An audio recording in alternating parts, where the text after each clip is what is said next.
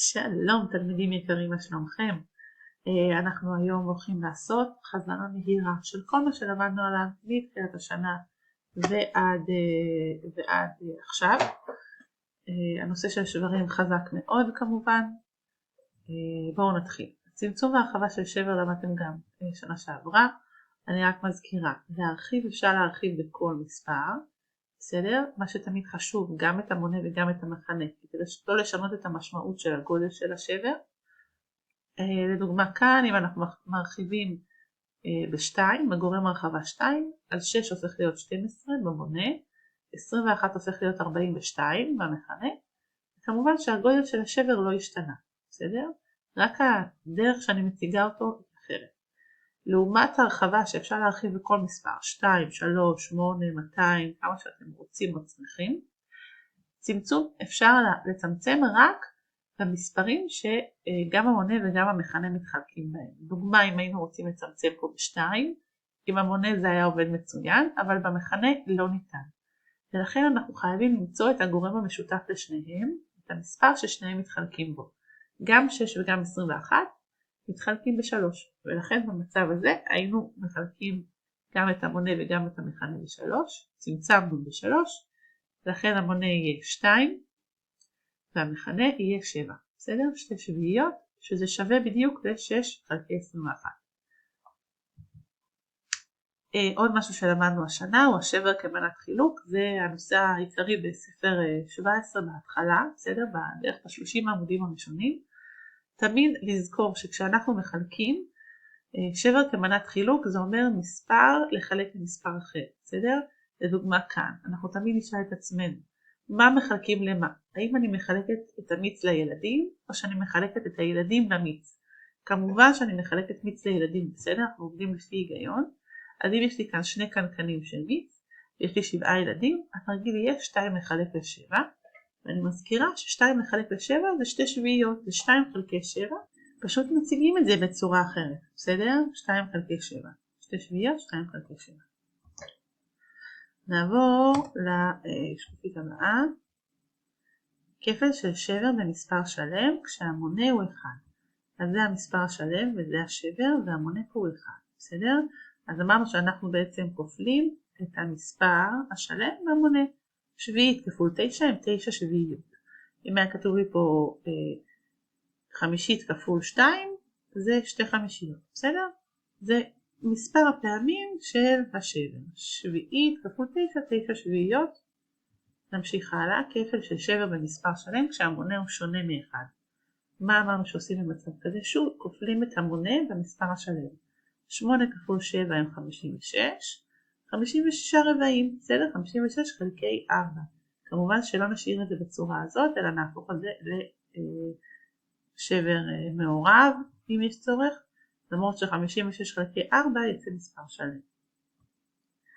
עוד נושא שלמדנו הוא חילוק של שבר בשלם. במצב הזה 10 שישיות לחלק ל2. אמרנו שאנחנו מחלקים בעצם כאילו רק את המונה. 10 חלקי 6 לחלק ל2 הם 5 שישיות. היו לי 10 שישיות, חילקתי לשני ילדים, כל אחד קיבל 5 שישיות. מה שבעצם אני מראה לכם כאן, שאנחנו לא מחלקים בעצם את המונה, אלא אנחנו מחלקים גם את המונה וגם את המכנה. אבל מה? 2 ניתן לכתוב אותו בתור 2 חלקי 1, נכון? ולכן אנחנו חילקנו מונה במונה יצא 5, מכנה במכנה יצא 6, ולכן התשובה היא 5 שישיות. בסדר? ניתן תמיד להשתמש גם בשיטה הזו. גם כאן חילוק של שבר בשבר, אנחנו בעצם שואלים את עצמנו כמה פעמים שמינית אחת נכנסת ב5 שמיניות, וראינו שהתוצאה תצא מספר שלם, למרות שיש בזה משהו באמת מפתיע, ששבר לחלק לשבר יוצא מספר שהוא בעצם יותר גדול. אוקיי? עוד שיטה לעשות את זה, אפשר באמת לחשוב כמה פעמים שמינית נכנס ב5 שמיניות ולכן התשובה היא 5, או לחלק מונה במונה, מכנה במכנה.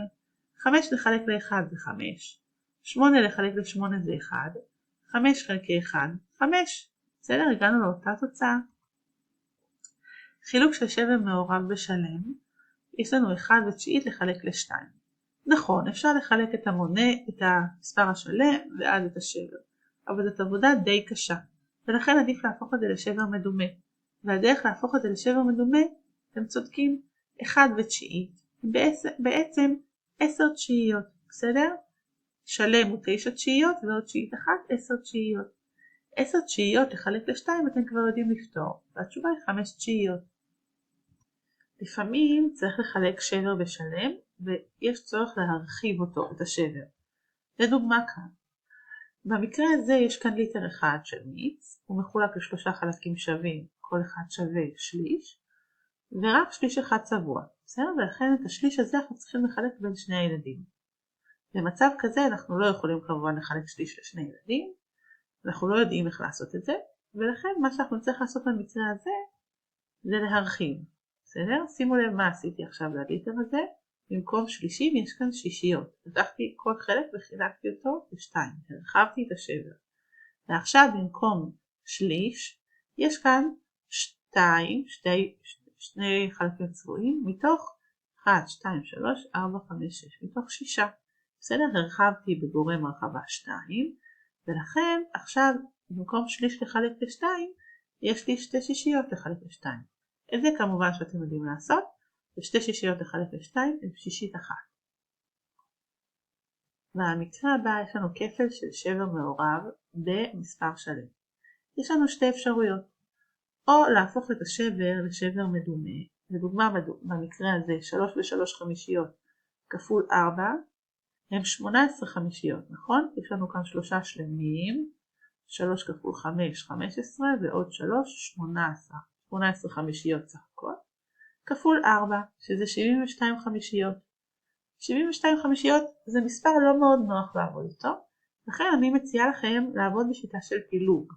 כשאתם רואים כפל של שבר מעורב, שיש פה גם שלם וגם שבר, במספר שלם, אתם יכולים לכפול כל פעם את המספר שלם ופעם את השבר במספר. לדוגמה במקרה הזה, 3 כפול 3, ולאחר מכן להוסיף 5 תשיעיות כפול 3. הטעות הנפוצה, ואני אזכיר את זה שוב, היא שהרבה ילדים מכפילים את ה3 ב3, ומוסיפים את ה5 תשיעיות בצד, שוכחים להכפיל אותו ב3, שזה לא יקרה לכם, בסדר? פעם מכפילים את המספר השלם, ופעם את השבר. זה הכל, סיימנו להיום. אני מאחלת לכם הרבה הצלחה. אני מקווה שהנושא הזה של שברים היה ברור לכם. אם משהו לא ברור תפנו אליי, כבר יצא לי לעשות זום עם כמה וכמה תלמידים, והרגשתי שזה הדבר הנכון לעשות, בסדר?